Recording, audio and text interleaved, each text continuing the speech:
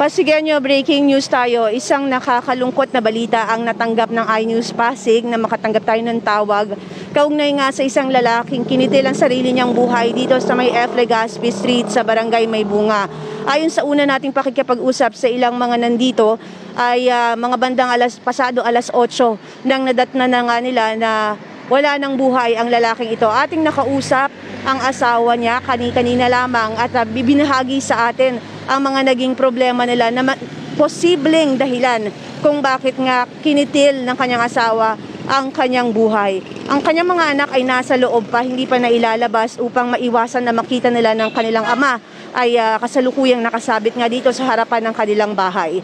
Ating kakapanayamin ang asawa, ngunit mas pinili niya na itago ang kanyang pagkakakilanlan at bilang respeto po ay atin pong susundin.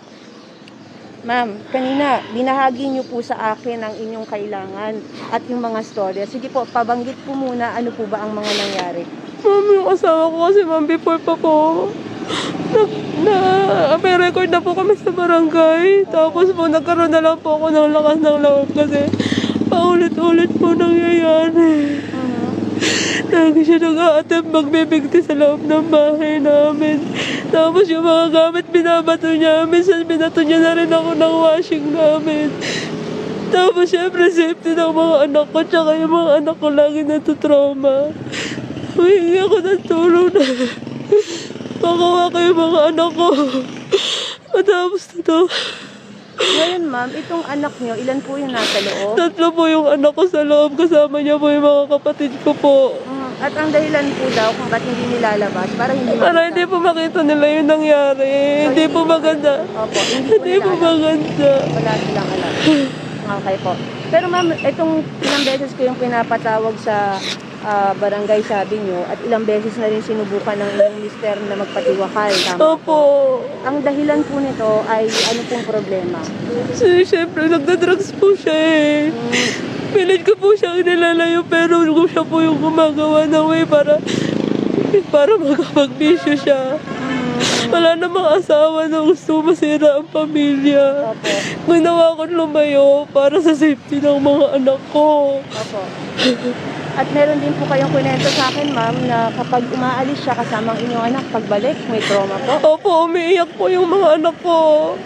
Pag hinaharang niya galing school, umiiyak yung mga anak ko. Ano pong gusto niyong panawagan? Kanina sabi niyo kailangan niyo ng tulong. Humihingi ako ng tulong. City Government ng Pasig, funeral para sa asawa ko. Walang-wala po ako, walang-wala ako. Kasi mga anak ko, wala. Christmas party, hindi ko mapa-attend kasi wala ako financially. Kasi makakain namin. Meron pa po ba kayong gustong idagdag at sabihin? Humihingi ako ng tulong sa gobyerno. Para sa mga anak ko. Para sa mga anak ko. Sige po, hindi na natin pahabain na ha. Usap po tayo pagkatapos po nitong aking balita.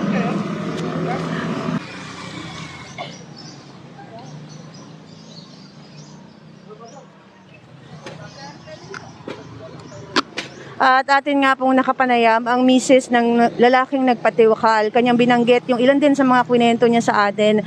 Sa kasalukuyan, kailangan niya ng tulong pinansyal. At ayon sa kanya, kahit pagkain ay wala nga daw po silang panggastos para doon. Maging sa Christmas party ng kanyang anak ay hindi niya rin ito mapaggastusan dahil wala silang pera.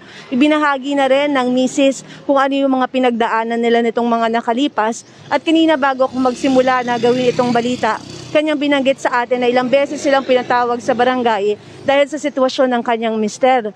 Palagi silang nag-aaway at ilang beses na rin sinubukan nakitilin ang sariling buhay ng lalaki. Ngayon naabutan natin dito na nakasabit ang lalaki sa harapan ng kanilang bahay. Nandito na ang ilang kapulisan at tumugon at umaksyon, ganun din ang barangay. At kasalukuyan ay dumating na ang punerarya upang makuha na nga ang katawan ng lalaki at nang madala na sa morgue.